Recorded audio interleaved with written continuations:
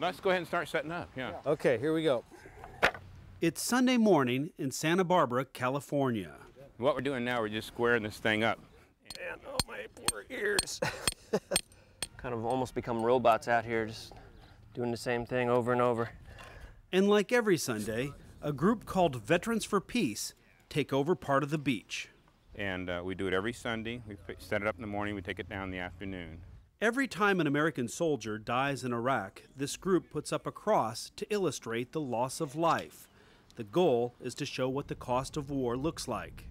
The main reason we do this is to call attention to the terrible price that we're paying for the invasion and occupation of Iraq. It's not just a number when you can visually see it, and this is very visual. It's kind of speechless, yeah. It's amazing to see how many people were killed, actually. It's quite scary. It all started about a year and a half ago, when President Bush refused to let the American people see the caskets return home from the war. Steve Sherrill took it personally. And many of us believe that they're trying to keep this invisible. They want to keep it from the eyes and ears of the American people, and we're making it visible. The memorial started out with just a few hundred crosses. Today, that number has grown to 1,861 dead Americans. 2 Army National Guard officers were killed. A U.S. Marine is killed in Operation Spear in western Iraq. Killed 6 Americans, including 4 servicewomen. It's just a shame. It's just pathetic. We're concerned that we're going to run out of beach. It just breaks my heart. There's kids in here that are 17, 18 years old. The group says it doesn't have an official political position, but it doesn't take long to realize that just about everyone here blames George Bush for the war and its cost. They're not fighting for our freedom. They're fighting for Bush's oil. The administration swears that it's not about oil. I don't think there's anybody that thinks that we would be in Iraq right now if their main export was broccoli. The remains of all 16 servicemen on board the Chinook helicopter have now been recovered. People are telling us we're going to be there for years to come. Steve Sherrill and his group don't know how long they'll keep all of this up. But Steve believes by letting the American people see the whole picture of war is the most patriotic thing he can do. If you can say one thing about Americans, they have an inherent sense of fairness. And if you give them all the facts, they'll say, hey, wait a minute, this isn't right. But the problem is they're being starved of the truth. In Santa Barbara, California, Scott Rensberger reporting. Yeah, there's another big one back up this way. Like thousands of people, David Anderson loves the Grateful Dead, but he has one little problem. Me? David needs $30 for tonight's concert ticket. I've got zilch. With empty pockets and a heart full of determination, David became self-employed. Airplane ride? $1? Oh, I'm getting dizzy here. David Anderson runs an airplane business. At $1 a flight, there's only 30 customers between David and the Grateful Dead concert. Groovin'. Would you like an airplane ride, either of you? Right, like an airplane ride? No, not an actual airplane ride. You're the airplane. I'm the ride. David twirled people all day. We need altitude. Losing altitude. Look out. Really, 90 pounds is really comfortable for me. 90 or 100, I can spin pretty good. While many of David's potential customers are sleeping, other customers have a hard time getting off the ground. So far, I've had a couple flubs, you know, ended up skipping a couple people off the ground, but... Halfway through the day, lightweight, easy-to-spin customers were hard to find. David came up with a new plan. For $1, you could spin him. Yeah! Yeah! You're doing it. You need this sign more than me. When we left David, he was still a few dollars short, a few spins away from going to the concert. But David seemed optimistic. I could do a piggyback ride that spins real fast and gets you dizzy. Tell me when you're getting dizzy. There's always someone that wants to spin around a little bit, you know. Scott Rensberger, Cairo News, Seattle. I got a couple guys that they took this one, actually went buffalo hunting with it. They come here to talk about guns This one was supposed to go to Canada, but the deal fell through. It's been in my safe for about 2 years. They come here to buy guns. They're light, shoots 9mm, they're reasonable. Yeah. But mostly they come here to shoot guns. Especially machine guns. This is the Super Bowl of machine gun shoots.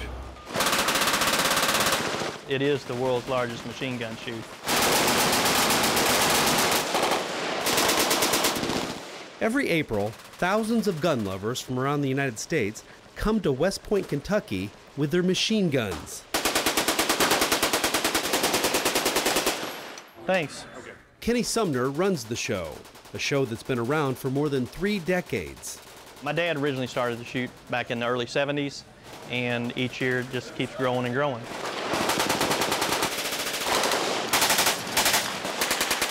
The goal here is pretty much to destroy everything in sight.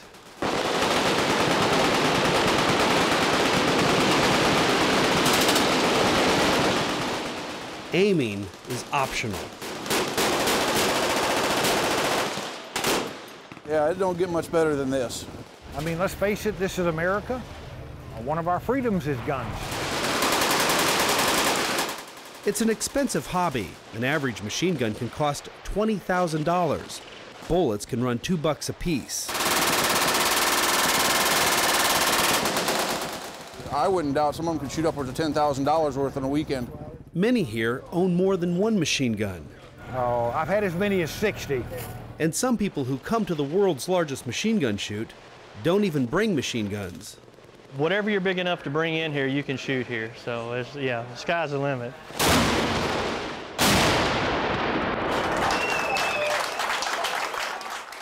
Outsiders might look at this event and think it's completely crazy. But for the people who come here, it represents the best part of America. For them, this is what freedom sounds like.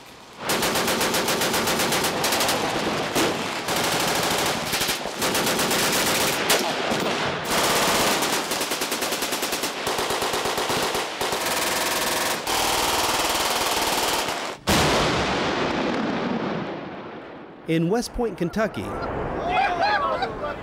Scott Rensberger reporting.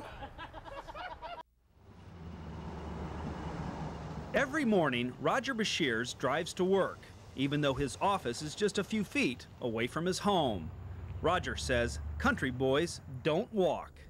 Besides that, all that wet grass will mess up your cowboy boots. For the past 29 years, Roger has worked for the Jack Daniel Distillery. His official title is promotions manager, but no one really knows what he does. They probably don't think of me or they'd get rid of me. Now, Roger has to do something around here. Just look at his desk. But now let's talk about the price of catfish. Roger calls this mess job security. Someday, someone might figure out what Roger does around here, but no one will ever understand his filing system. And it's very organized to me, but anybody else can sit down here wouldn't know what to do. More or less, when I lay it up on top there, you know, it's just there. I've taken most action that I'm going to with it. The fact is, Roger hasn't seen his desktop for 14 years. That's when he moved into this office. Here's a picture of Roger's old office. From time to time, Roger does try to clean up, but he admits it's hopeless. They got me one of them Franklin planners. But I ain't got room on the desk to lay down and write all that crap in it. Roger refuses to use a computer, and there's nothing he hates more than a fax machine. Tell you another thing I don't like about faxes. You know that, whatever that slick paper they all come on? Faxes won't work on this desk. You got to put 3 things to hold them down or they'll slide right off in the floor. At Channel 2's request, Roger agreed to dig into this pile of stuff to see what he could find. We warn you, this might not be pretty.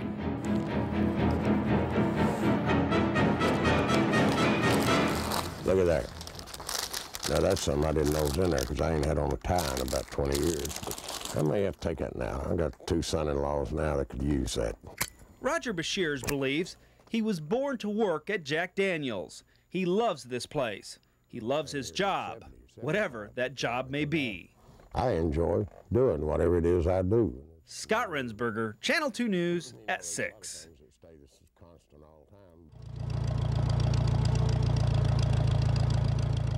Vernie Curtis has been a farmer all his life. At age 88, he still works the fields every day. I really love to see things growing. For most farmers, green fields mean green money. Vernie sees something else. He sees an orchestra of musical instruments.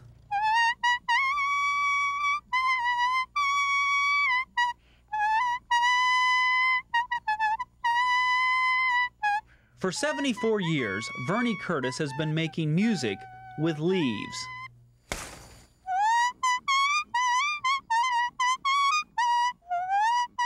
I've been playing ever since I was 14-year-old. Vernie has an unusual audience. He calls it a captive audience. I don't know, I guess if they get out of there, they'd take off. Vernie says he sounded better a few years ago, before he lost his front teeth. It's harder for him to get his sounds out like it once did. Teeth or no teeth, Vernie is still the best leaf blower around. Well, yeah, I'll claim it.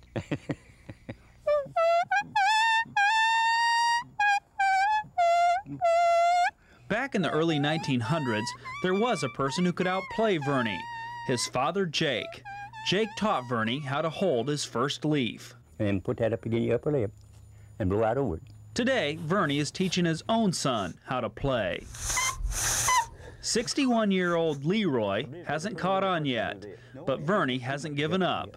There's still hope in great-granddaughter Leslie Ann. Like that. See? In the winter months, when the farm is covered with frost, Vernie stays inside and practices on houseplants. I ain't gonna do it. The only problem is his wife, Flora May.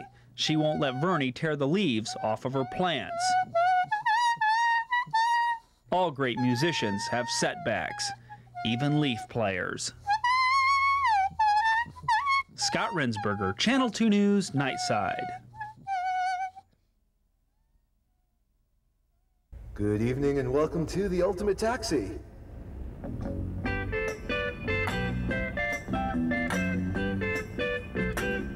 This is the only recording studio, theater, nightclub, planetarium, toy store, and taxi cab in the world.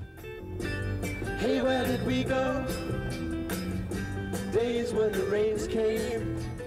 On the outside, it's a 1978 checker cab.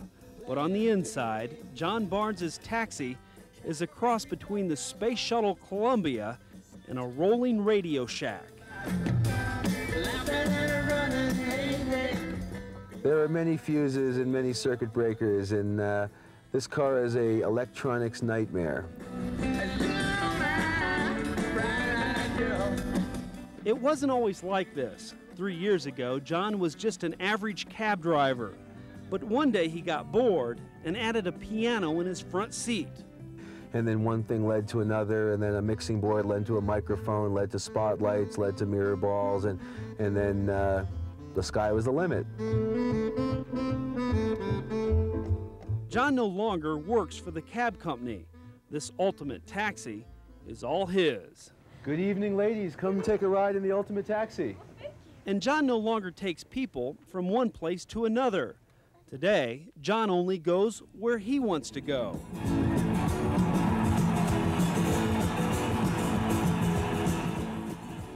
The fare is $15 per person. Well, I'm on my way. I don't know where I'm going. I'm on my way. Taking my time, but I don't know where. I like to think the Ultimate Taxi is about as much fun as you can have in a car with your clothes still on. See me and Julio down by the schoolyard. Through the years, John has entertained thousands of people in his cab. People like Jerry Seinfeld, Ringo Starr, and Clint Eastwood. Even the local police sometimes go for a ride. It's against the law. It was against the law. What the mama saw. It was against the law. Well, I think I've pretty much pushed the don't leave your dome light on at night law right up to the limit. Mama said, oh, if I get that boy, I'm gonna stick him in the house of detention. I've often said that in order to do a show like this inside a car, you need to be on a first-name basis with all the police officers and have an insurance company that's never actually seen your car. Oh, in a couple of days they're gonna take me away, but the press looks so relieved. Perhaps the most amazing thing about John is not that he can play several different instruments, it's that he can play several different instruments and run a light show while driving.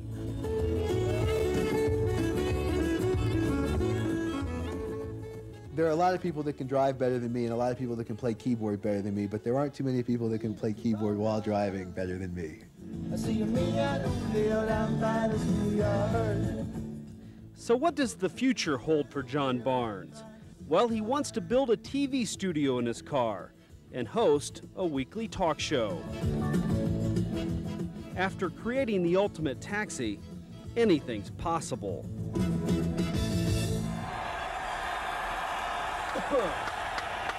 Thank you. Scott Rensberger, News 4.